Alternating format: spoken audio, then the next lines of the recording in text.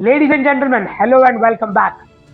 Today's topic of discussion is leadership, and we will be discussing about the three main fundamental qualities that a leader needs to have. Leadership is a very abstract topic. Leadership, even though the fundamental level is same, but it varies as per where it is applied and what kind of leader is operating in what kind of environment.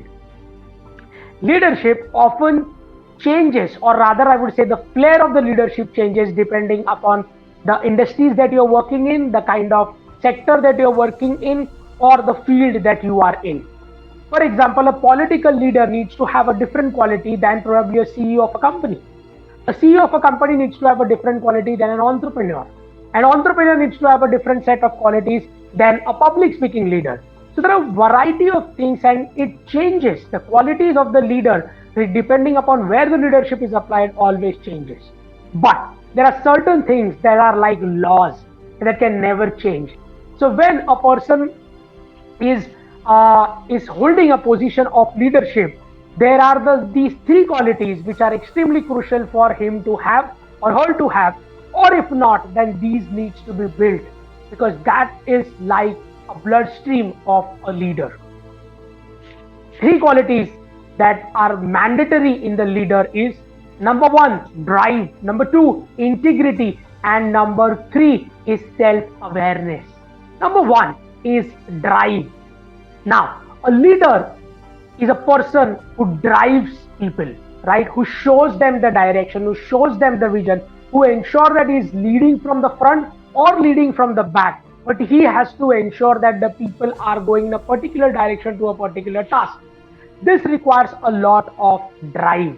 Now, the drive is defined by how you are or how the leader is connected to their task, is engaged to their task, how much he believes in what he is doing. Because if he has a strong belief system about a particular task or a strategy or a business or any political theme or anywhere, in any context, he needs to apply that and probably seed that into the minds of the audience or people who are actually traveling with him in this journey. Drive can be an internal drive of motivation to do a certain task, or it can be an external drive where you are influenced by some rewards and recognition and so on. But the drive is something that actually helps the leader to ensure that not only he is intact in his motivation going ahead, but he is also ensuring that people are equally motivated and driven to do a particular task which he is heading for. Ladies and gentlemen, responsibility of the leader is to ensure that everyone has the drive inside them as the drive which is inside a leader, and that's the success quality number one. Number two is integrity. I've defined integrity past in some of the videos as well. You can go and check that. But to give you a clear idea in one line, integrity is a task that you do when nobody is watching you, right? So how much of integrity you hold to do a particular task which you ask other people to do. Let's see. Every leaders want their teammates to be optimistic and positive. Now, by telling people to be optimistic and positive, do you really think that's gonna work? No. They have to see you always positive and optimistic.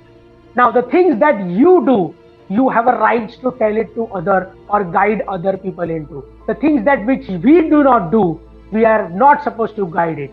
So follow what you preach and preach what you follow. Leadership with respect to integrity is always a demonstrative leadership. If you'd ask someone to do a particular task, let's say if you ask someone to come on time, one of your teammates, right? So let's say he has been delaying, you ask him to come on time. The first question which he is going to have in his mind is this person who is telling me to come on time, is he punctual? Right? So before telling people that boss, you need to come on time, we need to ensure that as a leader, we go there before on time. This is the simplest form of example that can help you understand about integrity. Now this can be applied in various walks of life. Do it before you ask someone else to do it. Number three is self-awareness.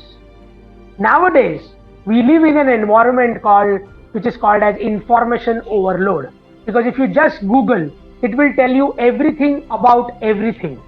Nowadays, we have something called a chat GPT also that not only gives you the information but articulates the information in the way you are looking at. So we are living in a world of artificial intelligence where the information is free of cost available and almost in every field. But the only information which is not available in the outside world or in any social media platform or on Google or any of the search engine is the information about yourself. Self-awareness makes a leader profound and someone who people vouch to look for. The more clarity you have about yourself, that helps you to understand the strengths that you bring onto the table, the weaknesses that you bring onto the table, the kind of leadership that you bring onto the table, and the things that you do not have. For example, leadership has 33 type of layers or maybe more. It started from heroic leadership. Today we are talking about servant leadership. Now, it is foolishness to say that you keep changing your leadership style depending upon the situation. No, it doesn't work like that. Most of the time you have one style that is dominant in your leadership, and that can be only be aware if you are take an inward journey and understand more about yourself, run more about self-awareness exercises to know who you are, what you are. Because if you travel this path, then only and only then you can help people to travel this path of knowing self-awareness. Today, what we see is there is no problem in the jobs, there is no problem in people, but still there is a disconnect. And the disconnect is because there is no right person for the right job. And the HR who has defined the qualities or the traits which are required needs to be more aware. And the person who is applying for the job needs to be more self-aware to have that marriage done well. Ladies and gentlemen, self-awareness is the third most important quality that a leader needs, irrespective of walks of life, irrespective of which field you are leading, how many people you are leading, anything of that sort. Even if it is a self-leading kind of an exercise, self-awareness plays a very, very, very, very, very important role in your leadership journey. In upcoming videos, ladies and gentlemen, in upcoming videos, we are going to share more flares of leadership, more types of leadership, and so on. Till then, you concentrate on this video and try to understand how you can work on these three main qualities of a leader.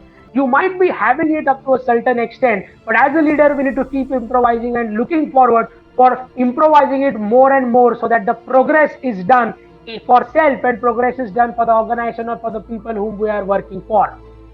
I'm sure you have enjoyed the content. Let me know which is your dominant quality in the comment box and which quality you would like to work upon. I would personally go and reply onto that comment to help you understand what are the methods you can use to build any of these or all three qualities as well.